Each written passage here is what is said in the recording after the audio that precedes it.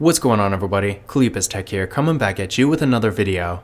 In this video, we're going to revisit the Samsung Galaxy A73 5G about a year after my original review and go over whether or not it's still a good phone to buy at this point. Now, as always, if you do end up wanting to learn more about this phone, be sure to check out the description, where I am linking to several other videos about it, as well as some information about pricing, availability, and some of my favorite smartphone accessories. But with that being said, let's get into it. Now, the Samsung Galaxy A73 5G is basically the successor to the A72 that came out in, I want to say, summer of 2021. So again, this phone is about a year old, and as far as I know, it doesn't currently have any successor. Now, this phone is not officially launched in the US, and honestly, even compared to a lot of other Samsung phones, I don't quite really understand what its purpose is. As a really high-level general overview, it's basically better than pretty much every other A series phone, but it's still definitely not quite as good as something like an S21 FE. And in the US at least, there are some situations where you can get an S21 FE or even an S23 for that matter for quite a bit less than this phone. So depending on where you are, the price could be quite a bit different. But despite the actual positioning from a price and marketing perspective being a little weird, provided you can get a good deal on it, I do think this phone actually has quite a bit to offer. Now, with the A73 5G, we're getting a pretty large 6.7-inch 120Hz Super AMOLED Plus display. This is actually the only phone I've seen that has a Super AMOLED Plus display. Off the top of my head, not quite sure if it's like a regular Super AMOLED or maybe a slightly upgraded one, but definitely a great display technology regardless. We're also getting a 1080p resolution, a PPI of 392, and a 20:9 aspect ratio. So in pretty much every way, we are getting a great display here. At 6.7 inches, it is definitely on the larger side. So if you tend to be on your phone a bit more, consuming a lot of content, this is going to be a real good thing for you. With the 20:9 aspect ratio, we're getting a taller, more narrow form factor. So if you're in landscape mode doing something like watching videos or looking at photos, with this kind of form factor, things are going to be a bit more immersive. And with the Super AMOLED Plus display, we're getting real nice vibrant colors here. The brightness is going to be a bit better compared to your average IPS LCD, for example, and the viewing angles are also really good. So if you're outside in the sun, for example, the visibility is still going to be great. And then with the 120Hz refresh rate, the movement on the screen is a bit faster and smoother, so the phone feels pretty premium overall. So in general, if you're looking for a mid-range phone that has a really nice display, you definitely won't go wrong with this phone. For the storage, the A73 5G has 128GB of internal storage with micro SD card expansion, so for the average user, this will be plenty of storage. And even if you end up filling it up with stuff like apps, for example, the micro SD card expansion is going to be great for offloading stuff like photos and videos. So for most people, running out of space is definitely not going to be an issue. For security features, the A73 5G does have Face Unlock and a real nice in-display fingerprint scanner.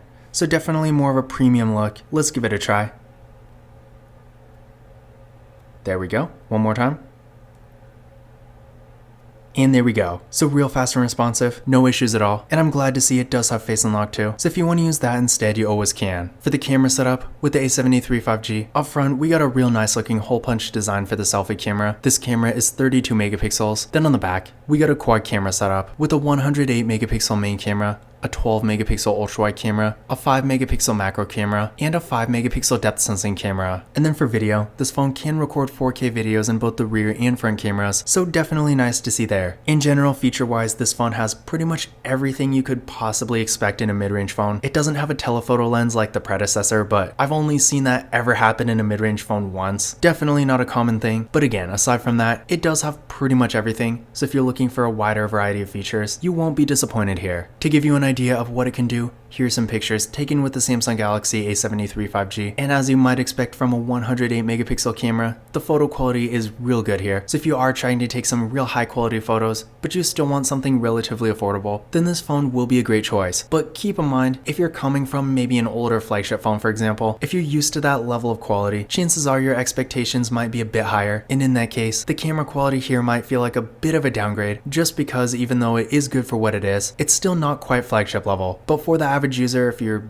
doing things people typically use smartphone cameras for, like Instagram, Facebook, sending photos to friends and family, taking vacation photos for your own memories and stuff like that, for that kind of use, it will get the job done just fine. For the RAM and processor, with the A73 5G, we're getting 8GB of RAM with the Qualcomm Snapdragon 778G processor. Definitely a more unique processor. I've only seen it used in this phone specifically, but performance-wise, I've done quite a bit on this phone and everything does run really well. And while it's still not quite as fast as something like a Samsung Galaxy S21 FE for example, it is actually pretty close, which makes it feel a little weird that they sell this phone and then an S21 FE that's honestly not really even that much faster. So I feel like this phone is supposed to be the entry-level flagship phone in some regions. But regardless, if you are looking for a really fast but still affordable phone, the A73 5G will be a great choice. Now I did run a benchmark test on this phone using Geekbench 6, and here are the results I got. So what I recommend doing is running this test on your current phone and then comparing your results to these, and that's going to give you a better idea of where this phone stands performance-wise compared to your current device, because depending on what you're coming from, it may or may not actually be an upgrade, but I feel like for most people, for average daily use, it will definitely get the job done. For the battery, the A73 5G has a 5000 mAh battery that supports 25 watt fast charging, so definitely a great battery here in pretty much every way. With 25 watt fast charging, keep in mind you actually do need a 25 watt fast charger to actually use it, and this phone doesn't even come with a wall adapter. But despite this, if you do have a good fast charger, the charging speed is really good, and with a 5000 mAh battery, not only is it going to have great battery life per charge, but down the road as the battery degrades, which of course all batteries do, you're not going to notice it nearly as quickly as you would with a much smaller battery. So if you like to keep one phone for a longer time without replacing it, then this phone will be a great choice for that. For the software, the A73 5G does have Android 13, which is great, and keep in mind, in case you don't know, Samsung does have really good software support, so with this phone, you can also expect several other major updates in the future. I believe it will be getting Android 14, 15, and 16, so even compared to a lot of phones that are being released this year, that is still quite a few updates. So if you do like to keep a phone for multiple years, but you still want the latest version of Android the whole time, then you're definitely not going to go wrong with this phone. When it comes to other features, this phone does have NFC, so if you like to use tap and pay, keep in mind you can use that feature with this phone no problem. But unfortunately, the A73 5G does not have a headphone jack, so if you have a normal pair of 3.5mm headphones you want to use, you will need an adapter. But in conclusion, my overall thoughts about the Samsung Galaxy A73 5G about a year after my original review. Now on paper, when we're talking about specs and design and my general experience using it, this is a great phone, and if you end up having it, you're definitely not going to be disappointed. It does pretty much anything most people need it to do. So yeah, again, you're really not going to go wrong with this phone. But at the same time, when it comes to the actual value you're getting for the money, this is really going to depend on where you are, because I know the prices do end up being quite a bit different. For example, in the US, it makes a lot more sense to get something like a Samsung Galaxy S21 FE, or even an actual used flagship phone like an S23 or an S22 Ultra or S21 Ultra, depending on the deals you find. But if you're outside the US, I know the S21 FE, for example, is quite a bit more expensive, and I'm assuming the A73 5G is a bit cheaper. So if you are in that kind of situation and you can get this phone for quite a bit less than its original price of $579, I do think it definitely is worth considering. But if you're in the US, especially with a lot of the carrier deals that are out there, for the money, I do think you can probably do better. But this concludes my 1-year review of the Samsung Galaxy A73 5G. Once again, if you want to learn more about this phone, definitely check out the description, where I am linking to several other videos about it, as well as some information about pricing, availability, and some of my favorite smartphone accessories. But that's it for this video.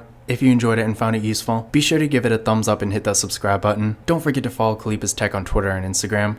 And as always, I will see you in the next video.